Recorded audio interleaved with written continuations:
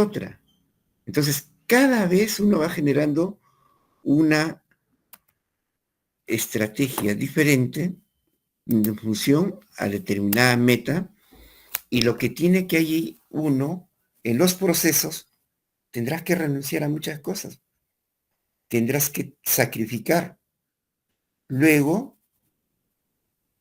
hablaban, por ejemplo, cuando hablan de la suerte, ¿para ustedes existe la suerte?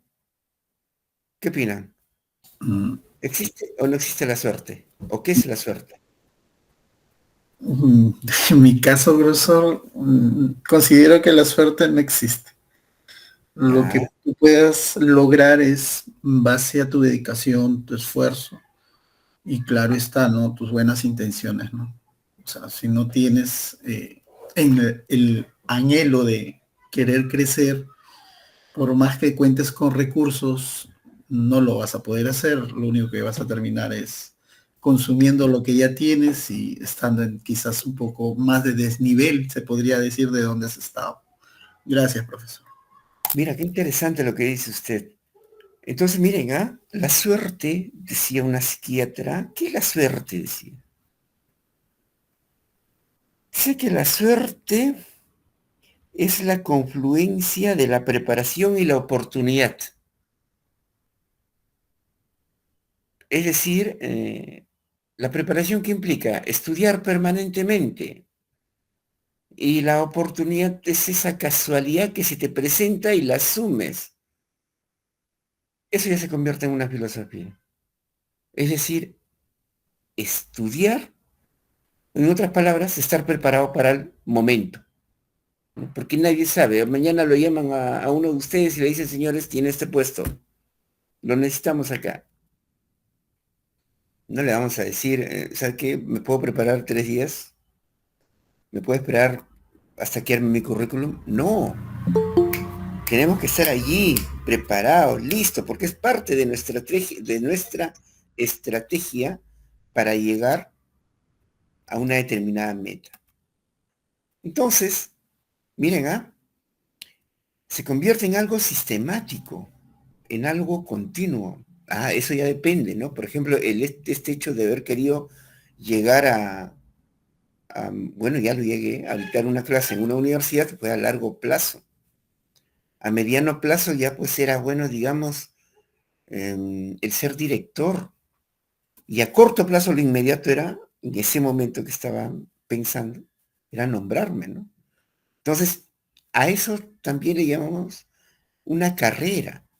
Ahora en el magisterio, usted que tiene su título de maestro, retome la senda del paraíso en el sentido de asumir su carrera. Haga carrera, haga carrera. En 3 años usted ya puede llegar, perdón, en 6 años puede llegar a tercera escala, y en tercera escala ya puede ser especialista en educación y a la vez director o subdirector. Y en el magisterio no podemos quejarnos, si bien es cierto, es un porcentaje moderado que estamos ganando, no es lo óptimo. Lo óptimo es lo que planteaba el presidente que está preso ahora, de ganar una UIT. Eso se hubiese convertido en revolucionario para a los maestros empezar a exigirle, digamos, preparación y buen servicio, ¿no? Ahora también se le puede pedir, pero aún así lo que se gana no es tan... ¿no? Pero finalmente, dentro de la filosofía, eso es secundario, sino tiene que ir también nuestro factor de vocación de servicio, muchas cosas influyen, ¿no? Pero miren, en la planeación estratégica, los objetivos, las metas, nosotros somos esa organización y luego lo plasmamos a una institución. Nos planteamos en las estrategias para lograrlo. Entonces, hay mucho escrito sobre planificación estratégica, ¿ya? Más lo fundamental que tenemos que tener es dentro de este sistema de gestión de calidad. Ahora, dentro de esto que tú te estás planeando, esas estrategias, y como usted muy bien lo dijo, vamos a ver más adelante, en una cuestión, o sea, ¿qué vendo? ¿Cómo vendo? Si lo que vendo es de calidad, si lo que vendo es, o sea, yo como profesional, en la institución donde estoy, donde trabajo, mm, tengo, no sé, constantemente aprovecho las oportunidades de preparación, soy puntual, evito caer en corrupción, aunque esta sociedad es corrupta, pero independiente de ello, mm, tengo procesos de calidad, más que calidad diría de eficacia y eficiencia. Entonces, voy a ser competitivo, imagínense. Pero esto dentro de la lógica de, o sea, al final es nosotros en nuestros servicios estamos atendiendo a alguien, le estamos dando un servicio, quiera o no le estamos dando un servicio. Y ese servicio debe ser lo más óptimo, lo más eficiente. Por ejemplo, tener principios claros, valores claros y objetivos precisos, ¿no? Si no tengo principios, lo que haga va a incurrir en debilidad y parece mentira en el caso de la administración pública, incluso en lo privado, siempre se captura el delito, siempre se captura el delito. Todos los que están gobernando en estos tiempos, bueno, que son situaciones que como llegan a obtener un cargo, están terminando mal, están terminando mal. No hay ni un ex gobernante nuestro que esté gozando de haber hecho un buen gobierno en beneficio de su pueblo y viajando por el mundo, dando conferencias, escribiendo libros, mm, aportando sus experiencias a otros gobernantes para que ese país mejore. Ninguno de los gobernantes está en eso. ¿Por qué? Porque sus principios, sus valores, sus objetivos son endebles, ¿no? La semana pasada hablábamos nosotros de la educación intercultural bilingüe. Todo un debate muy interesante. Entonces, quienes abrazamos la cultura andina, la cosmovisión andina, tenemos en claro nuestros valores y tenemos en claro nuestros objetivos. Por ejemplo, uno de nuestros objetivos, que es a largo plazo, es revitalizar el quechua, que tengamos más hablantes del quechua. Y ahora nuestros valores se sustentan eh, en el amor a la tierra, en valorar la vida, en, digamos, en tener un buen vivir, una convivencia armoniosa, ser trabajadores, que es lo que caracteriza al hombre andino. Y estos principios, pues, ligados a la interacción con el planeta, donde todo tiene vida y ahí tenemos que buscar la armonía.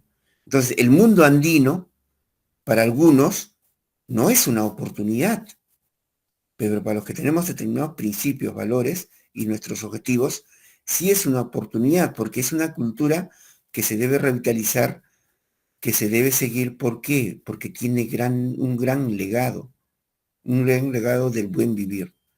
Entonces es parte también, ¿no?, del planeamiento estratégico, en el cual pues se debe plantear una metodología, evaluar, implementar, formular un diseño, hacer el diagnóstico. Nosotros ya tenemos en claro, por ejemplo, que estamos revitalizando una cultura, dónde están los problemas y estamos tomando acciones para superarlos, ¿no? Entonces, ¿cuál es la misión? ¿Cuál es la visión? ¿Cuál es el diagnóstico? ¿Cuáles son nuestros objetivos estratégicos? ¿Cuáles son las estrategias? ¿Cómo lo vamos a ejecutar? ¿Y cómo vamos a evaluar? Por ejemplo, en el currículo nacional tenemos pues el perfil de egreso.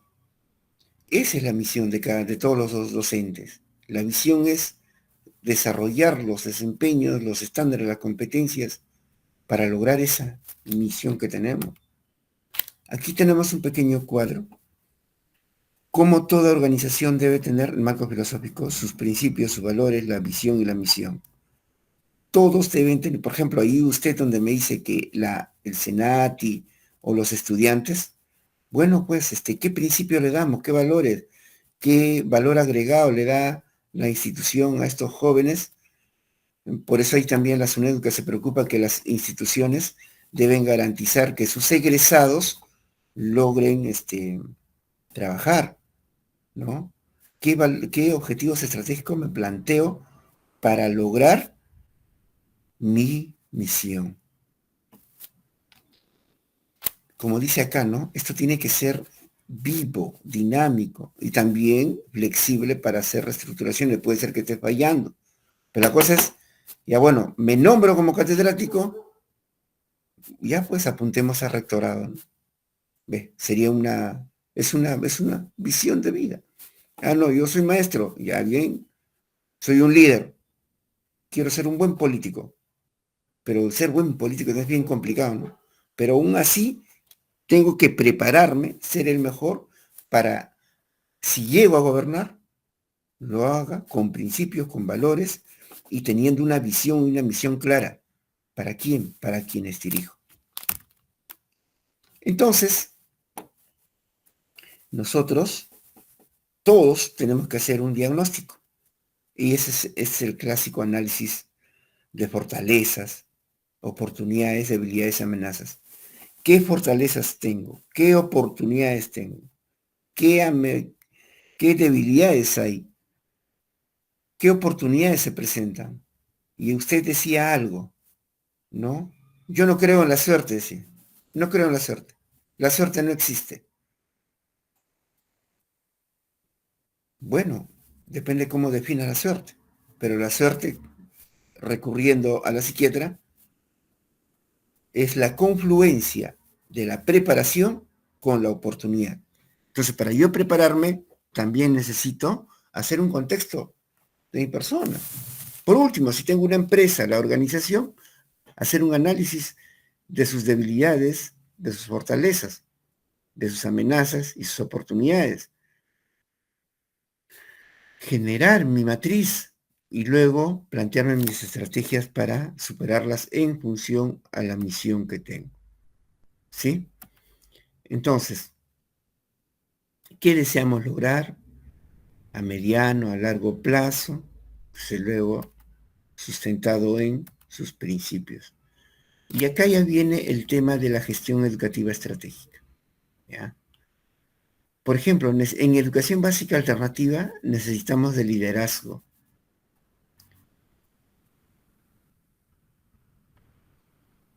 Necesitamos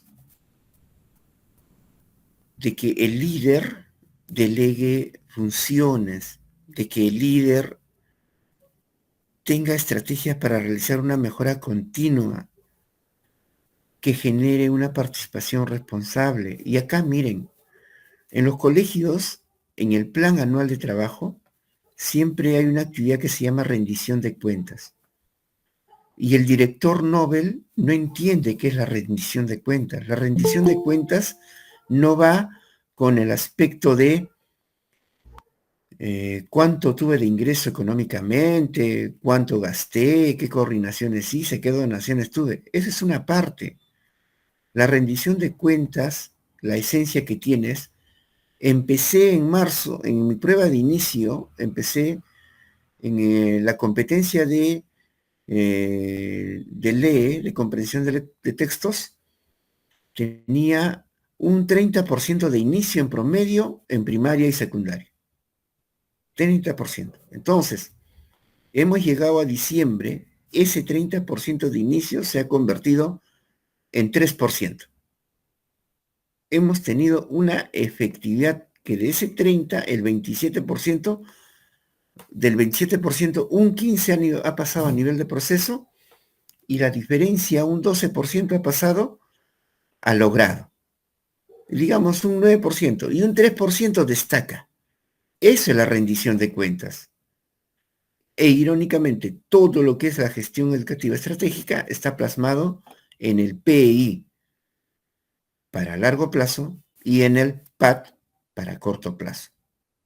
Entonces, la rendición de cuentas que se le pide a un director, a un docente, en el aula, a un docente, mire, estimado maestro, le estoy entregando 27 niños, ¿ya? Y de estos 27 niños, hay un 50% que tiene problemas en la resolución de problemas de cantidad. No le voy a hablar de las otras competencias del área de matemática, pero quiero que en esta competencia este 50% para el mes de diciembre se reduzca a 0. ¿Qué estrategias va a desarrollar usted? Le pido, me ayude mañana, ¿qué estrategia va a desarrollar usted para mejorar los aprendizajes de estos estudiantes? Entonces, miren, cómo la planificación estratégica y lo hacemos todos los días. Lo hacemos inconscientemente en el aula, ¿sí? Entonces, en este tema así rápido que se ha explorado de la planificación estratégica, quisiera algún comentario, preguntas. ¿Se aplica o no se aplica al aula? ¿Se aplica o no se aplica a nuestra vida? Un comentario, por favor, Luz.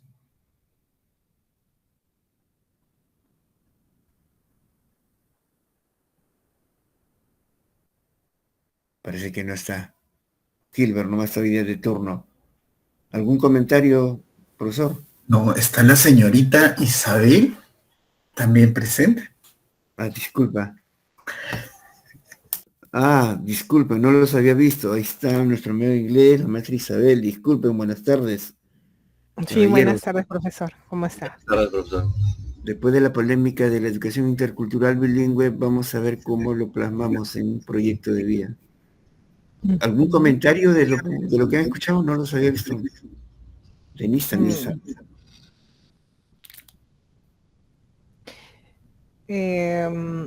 Dentro de las políticas que tiene ese plan, ¿hay alguna vinculación con la estrategia que se tiene que manejar en las aulas o no?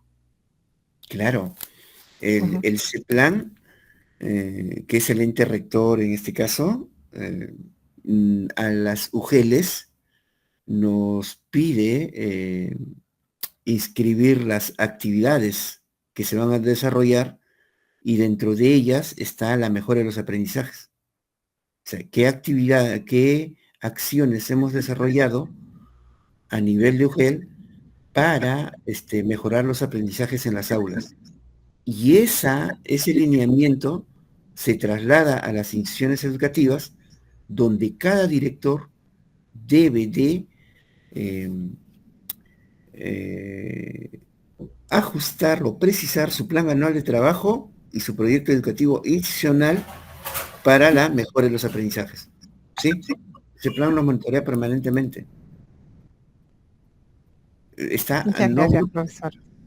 Sí, no, es que recordemos que ese plan actúa en todas las áreas del Estado.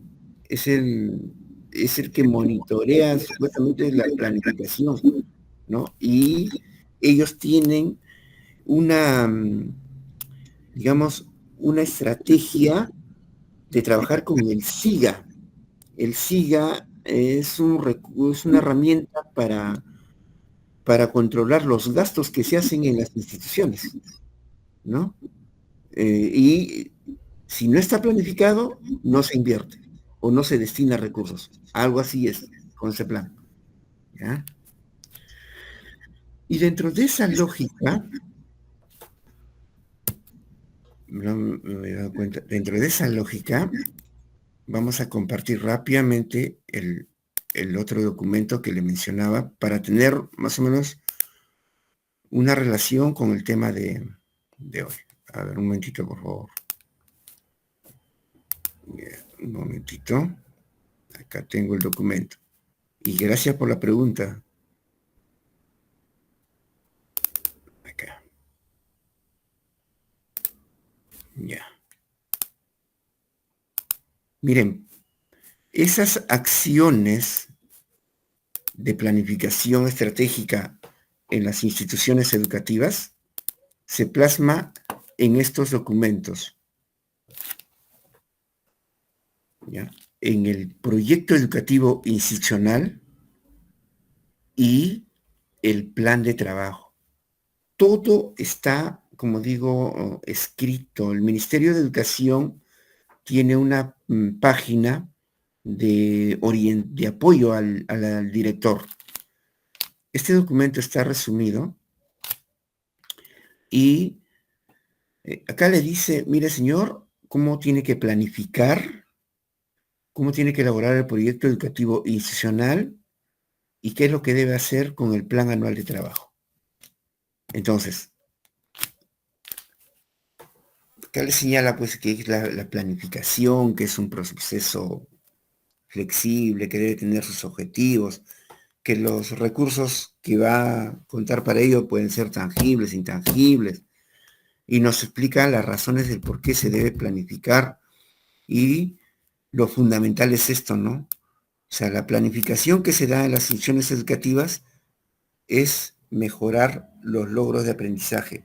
Por eso es que ahora ya no se habla de un director de escritorio, sino se habla de un directivo que esté monitoreando o acompañando al docente en el aula, que debe tener un conocimiento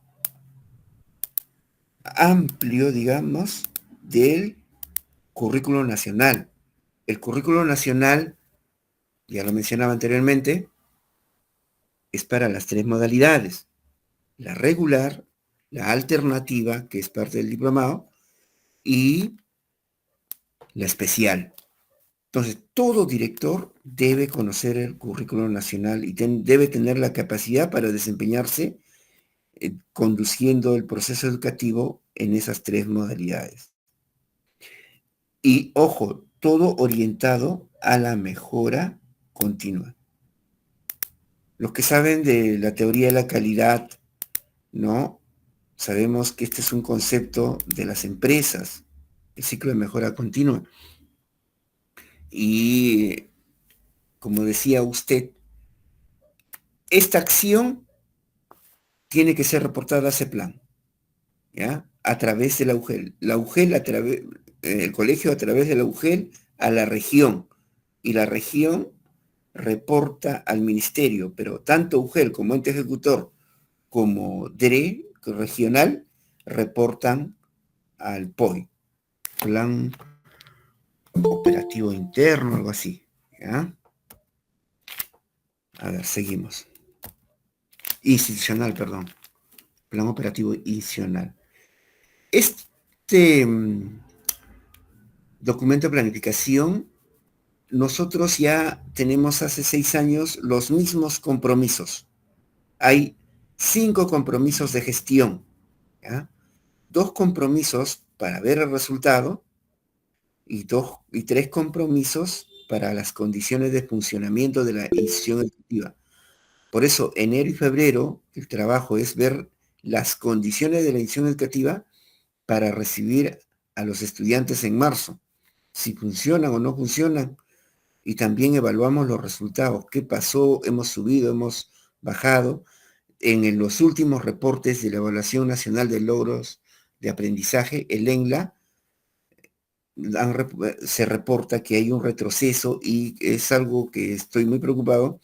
La explicación de los señores de la Unidad de Medición de la Calidad le atribuyen a la pobreza que ha crecido, ¿no? Ha aumentado la pobreza en el Perú.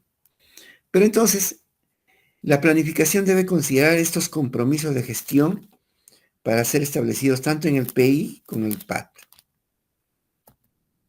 Ahora,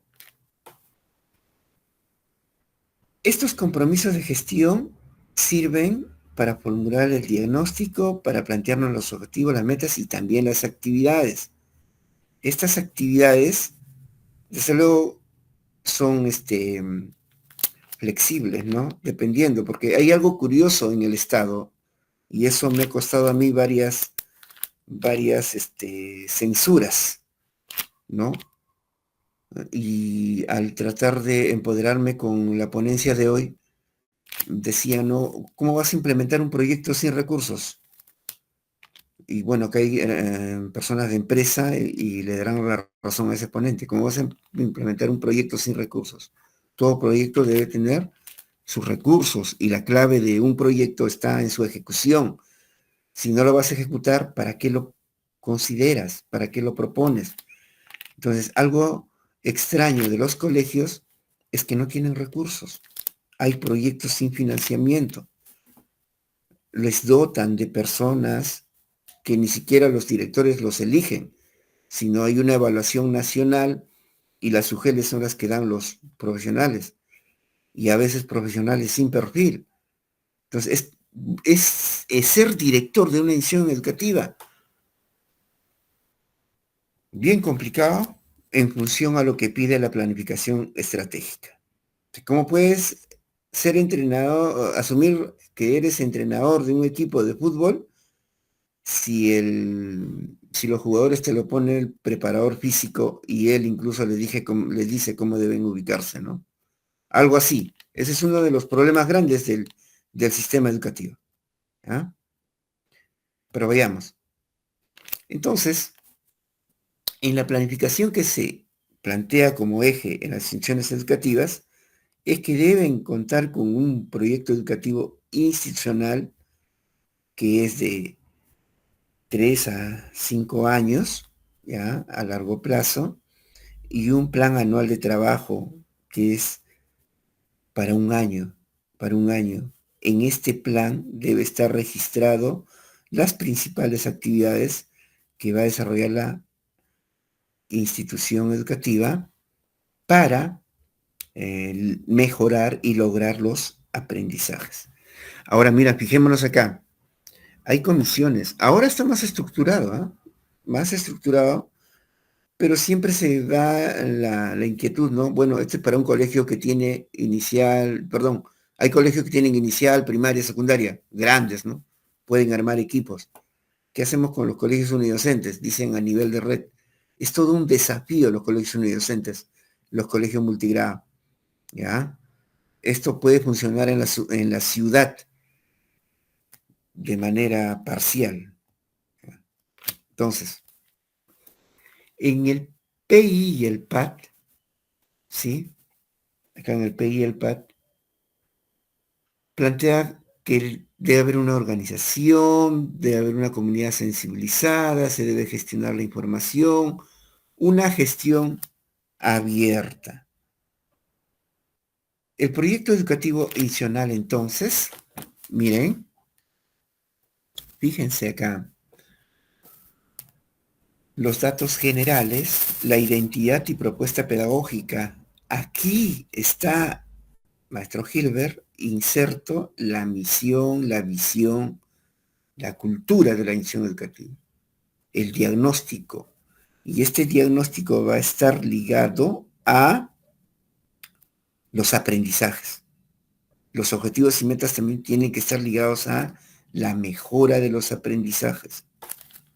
Esa es la estructura básica de un PI. Entonces, vemos acá, bueno, los datos generales, y acá la propuesta la propuesta pedagógica, la identidad, la propuesta de gestión.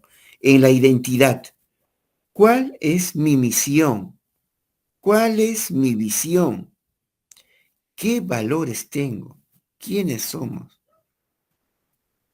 En esta propuesta, en esta fase de la propuesta pedagógica, el contexto, ¿cuál es el énfasis? La semana pasada conversábamos, ¿no? Ya, en la ciudad decíamos, yo no le enseñaría a Aymara a mi hijo, ni que aprenda, de repente gratis, decía alguien. Bueno, se respeta, pero dentro de los Andes, ¿nosotros qué queremos fortalecer? Nosotros queremos fortalecer nuestra cultura. Queremos que las minerías no sigan contaminando nuestros valles, nuestras lagunas. Queremos que esa minería, por último, sea responsable, pues. Ya está bien, intervenga, explota, pero sea responsable. Pero ni una de esas cosas se da. Se está comprando conciencias ahí en Antamina, se está comprando tierras, terrenos, se está explotando y no hay una rendición de cuentas. Pero bueno, mi propuesta pedagógica si yo tengo un espíritu dentro de la cosmovisión andina de preservar mi cultura, de preservar mis valles, de preservar, considerando que eso tiene un valor agregado y que a futuro va a ayudar en el bienestar de las personas, tendrá que contextualizarse, ¿no? Pero si es la ciudad, allá marcan su propuesta pedagógica. No está mal, tendrá pues un perfil donde forme a los estudiantes para los negocios internacionales, para un mundo global. ¿Qué le podríamos pedir ahí si yo fuese gobierno? Que le agregue el valor ético, ¿no? Que dentro de ello esté sus egresados sean sensibles a no explotar indiscriminadamente la naturaleza. Se me va por ahí. Pero miren, aquí el proyecto educativo institucional prácticamente tiene una relación con la planificación estratégica. No es aislado. Entonces, la planificación estratégica está inmerso en todo el sistema educativo, desde la sesión de aprendizaje, que es un tema amplísimo, ¿ya? Y acá, pues, para elaborar el proyecto educativo tenemos que tener un diagnóstico claro del compromiso de gestión 1, compromiso de gestión 2, es decir, cómo va el progreso de aprendizaje de mis estudiantes y el acceso, ¿no? Ahí manejar la estadística de la permanencia. Es decir, si es que había un aplicativo en la UGEL donde monitoreábamos qué institución educativa estaba generando deserción. Ahora, el problema es pues que cuando hay deserción, no hay sanción para nadie. ¿Cuándo es deserción?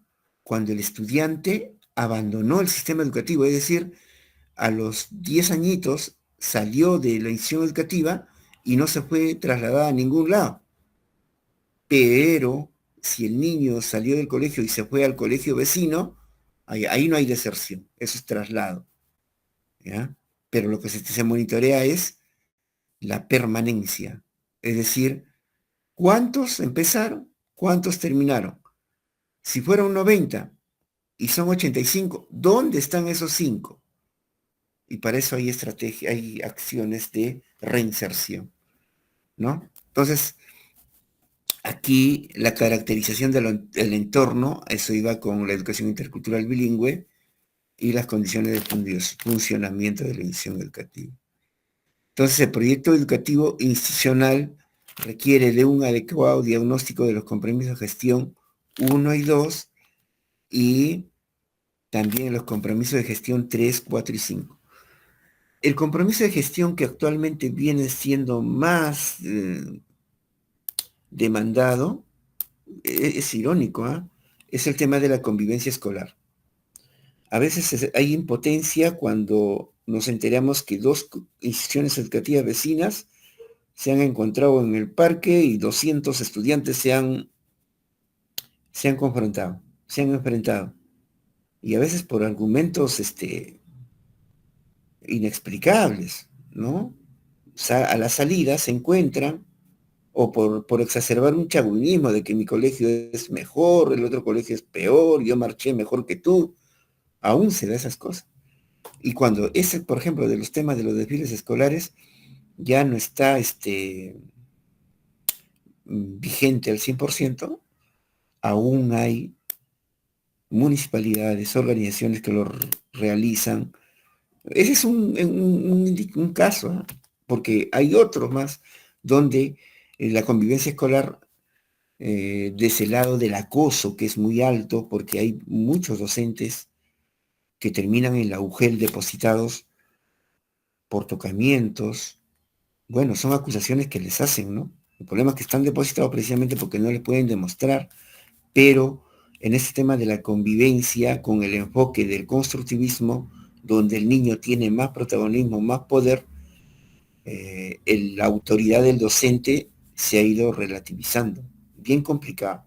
Para mí este compromiso de gestión escolar 5, muy difícil de cumplimiento. ¿Dónde debe estar centrado la acción del director? En el acompañamiento y monitoreo pedagógico, ¿ya? Acá la calendarización y la gestión de las condiciones operativas, la parte administrativa, comúnmente más lo que le da atención los directores, pero no, su trabajo debe estar más aquí, en el monitoreo y acompañamiento pedagógico. ¿Cómo estamos ahí? ¿Cuántos docentes tienen buenas prácticas? Gestión de convivencia escolar. ¿Cuántos casos de repente de maltrato? En convivencia escolar, por ejemplo, la mayor cantidad de denuncias en ventanilla es por agresión familiar. Es la mayor cantidad. La violencia es extrema. Los niños llegan agredidos a las sesiones educativas. ¿Qué hace el director? Bastantes retos en educación, ¿eh? Bastantes retos. Entonces, el proyecto educativo adicional, ya les mencionaba, de estos 3 compromisos. Entonces, el diagnóstico es un resumen de las fortalezas y debilidades de los compromisos 3, 4 y 5, de las amenazas y oportunidades, y luego en los compromisos de resultado, ¿ya? ¿Qué generó que de repente los chicos no hayan concluido el año? Los objetivos, las metas, siempre en función a los aprendizajes, ¿ya? Vamos a avanzar. El PAT. El PAT. Miren, este PAT tiene que tener una progresión en función a los aprendizajes. Si yo encuentro, soy director, me dan un colegio, ya, pero sé de planificación estratégica. Ajá. Sé de planificación estratégica, sé que es un proyecto educativo institucional, de donde surge, ¿ya?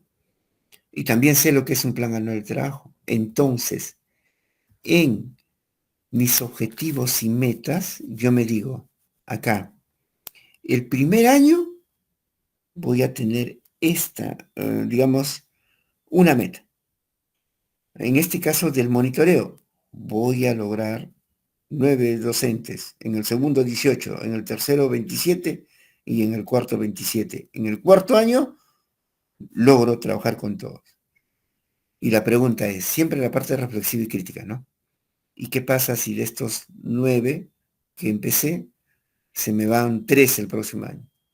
Ahí va la reformulación de la estrategia. Hasta el año pasado habían colegios que tenían solamente profesores contratados. Con este último nombramiento, prácticamente, por ejemplo, hay un colegio de 12 docentes, 10 ya son nombrados y solamente quedan 2 contratados.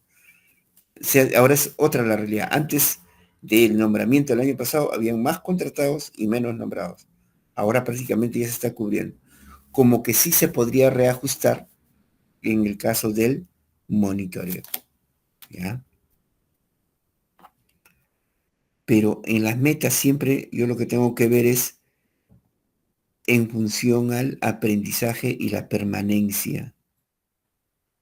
Entonces, ¿cuánto voy a tener primer año? ¿Cuánto voy a tener segundo año? ¿Cuánto voy a tener tercer año? ¿Y cuánto voy a tener cuarto año? Por eso es que al director lo designan por 4 años. Cada 4 años es evaluado. Igual al especialista. Cada 4 años es evaluado. ¿Qué ha logrado el especialista con sus directores? Ajá, complicado, ¿no? Porque a veces los directores también vienen siendo removidos, son denunciados. Es para sistematizar y analizar este tema. Entonces, el plan anual, siempre ligado al PEI, ¿ya? A su meta anualizada, su meta, y eso está en el proyecto educativo institucional. Sus actividades, eso es lo más importante. Las actividades deben estar registradas porque cuando va su monitoreo y están ejecutando algo que no han programado, viene el problema para los directores, ¿no? En el PAT siempre se tiene que tener las jornadas de reflexión. Si no hay jornadas de reflexión, el director no está cumpliendo. Y acá es donde se dirige a la comunidad educativa las metas analizadas en función al aprendizaje se analiza los cumplimientos, las responsabilidades asignadas también a las diversas comisiones y se reajustan las metas y actividades para el siguiente año. Entonces, aquí vemos, estimados maestros, que hay una relación entre la planificación estratégica, que a veces... Buena, profesor. ¿Algún comentario, alguna... Los que son de empresa ya lo tienen más clarito, supongo, ¿no? Que en el colegio también, que en la institución educativa, la teoría nos dice que planifiquemos la planificación estratégica, que consideremos la planificación estratégica, pero la práctica nos pide que requerimos de un entrenamiento, ¿no? Necesitamos de mayor información, capacitación, y a veces eso es lo que más falta, ¿no? Falta tiempo a veces.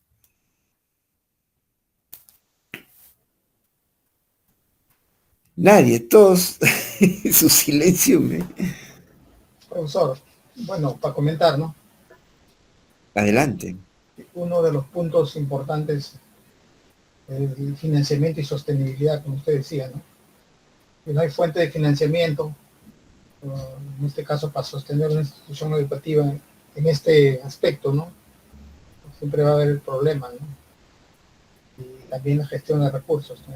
Es importante esos dos puntos para poder, para la misma gestión y el desarrollo de una institución educativa. Buena intervención.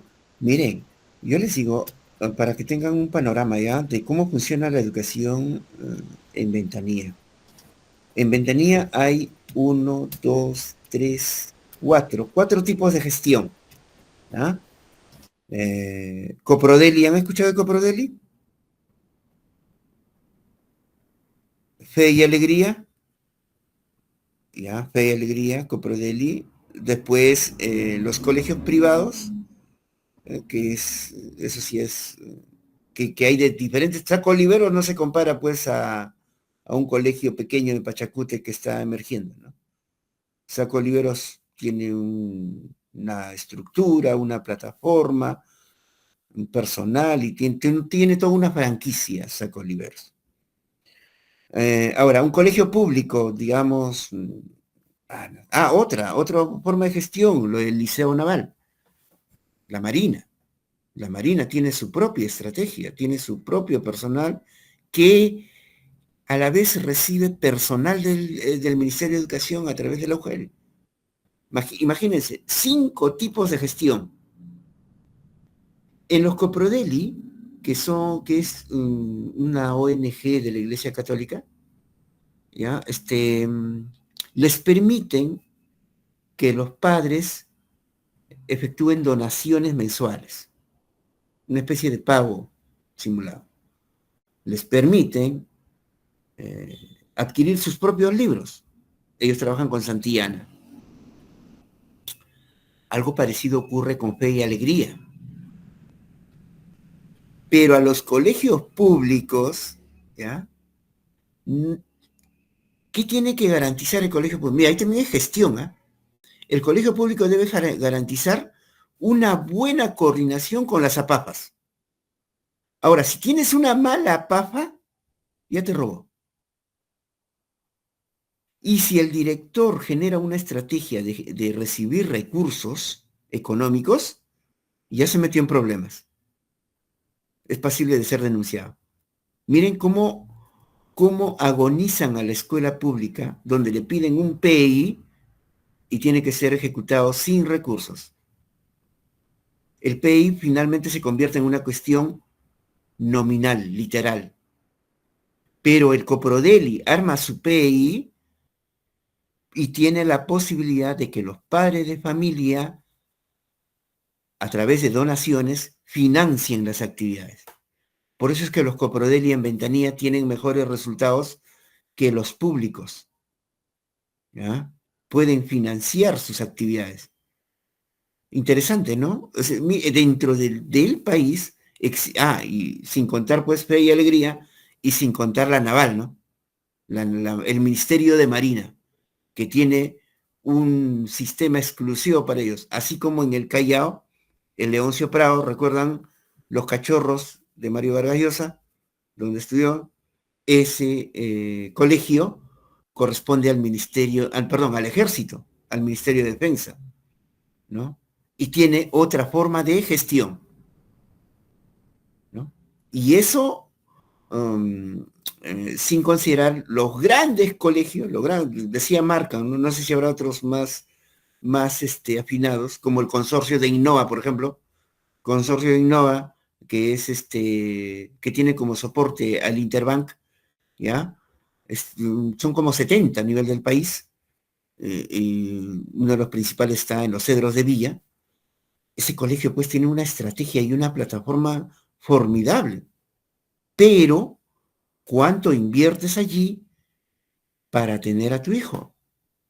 ¿No? Entonces el sistema educativo ya requiere pues de una reingeniería de cómo se hace, ya no, que no tenga acceso de repente a recursos para el colegio, pero que mínimamente el director, un buen director, tenga la posibilidad de elegir a su personal. Lo que sí hace Coprodeli propone a su personal. Ellos ven el ranking, está al último, pero para ellos puede considerar que ese señor trabaja bien, me lo llevo. A ver, maestra Isabel, ayúdame. Sí, yo me preguntaba, ¿qué posibilidad hay de que, por ejemplo, los municipios apoyen a esos colegios estatales que están en extrema pobreza? El otro día estuve viendo unas noticias que la verdad daba tanta pena ver esos colegios donde están estudiando los niños en la intemperie y el municipio no puede de alguna manera apoyar ese tipo de colegios. O sea, dentro de la política o dentro del plan de trabajo como un planeamiento estratégico, ya que a veces los mismos padres de familia, al vivir en estas zonas que son asentamientos humanos, por ejemplo, eh, no tienen la capacidad económica como para mejorar la estructura, ¿el municipio no puede intervenir en esos casos? Se intentó la municipalización de la educación, pero el problema es que cuando se intentó municipalizar, se crearon como micro UGELes, ¿ya? Y el problema del país es que el clientelismo político hizo que fracase, ¿no? Ese es el problema, Pero ¿no? dentro de la estructura del planeamiento que tenemos como país, se hace cada vez más inalcanzable, por ejemplo, ayudar a este tipo de colegios que no cuentan ni con un techo, una ventana, una pizarra, una silla. O sea, estamos hablando de cosas que son realmente extremas y lo vemos acá en Lima, ¿no? En Villa María del Triunfo, por ejemplo. El otro día sacaron un caso que la verdad uno se queda sin piso como para ver el contraste de la realidad de un distrito con otro, pudiendo las municipalidades ayudar de una manera directa a los directores para que puedan mejorar el tema de la infraestructura, que es tan básica y elemental, ¿no? Hay colegios emblemáticos que tienen una diferencia abismal con estos colegios, debiendo suplirse ese tipo de necesidades como prioridad ante tanta pobreza, ¿no? Interesante. Aquí tenemos un grupo humano que está sacrificando su sábado, el sacrificio, que está estudiando, está investigando, y está en cada uno de ustedes, ¿no? Asumir liderazgos. Es parte de una actitud andragógica. Asumir liderazgos y en adelante proponer, porque como decía en una clase a profesores, y siempre caemos en eso, ¿no? En ese diagnóstico, en esa reflexión. ¿Y qué hacemos? Bueno, pues aquí están ustedes, estamos nosotros. Generemos conciencia, generemos liderazgo, seamos ciudadanos activos, participemos de una política, entre comillas, saludable, porque al final tienes que negociar, pero intervengamos, entremos, y cuando lleguemos al poder o a administrar algo, hagámoslo con la mayor honestidad, con el mayor, que tus decisiones sean en beneficio de esos pobladores, ¿no? Y si tienes que sacrificarte en ir a determinado extremo para resolver un problema en beneficio de un niño, tienes que hacerlo. Tienes que hacerlo. Bueno, esa es la respuesta que yo le daría porque es tan difícil estar en la base y ver... Mire, no sé si ustedes conocen Taucur. ¿Alguien conoce Taucur de los presentes? Nadie conoce Taucur. ¿Pero han escuchado las canciones de Alicia Delgado, la cantante folclórica que fue asesinada por un sicario de Vencia Mesa? ¿Recuerdan el caso de las dos mm, artistas? Bueno, ya, Taucur, ya, pero todos conocen Churín.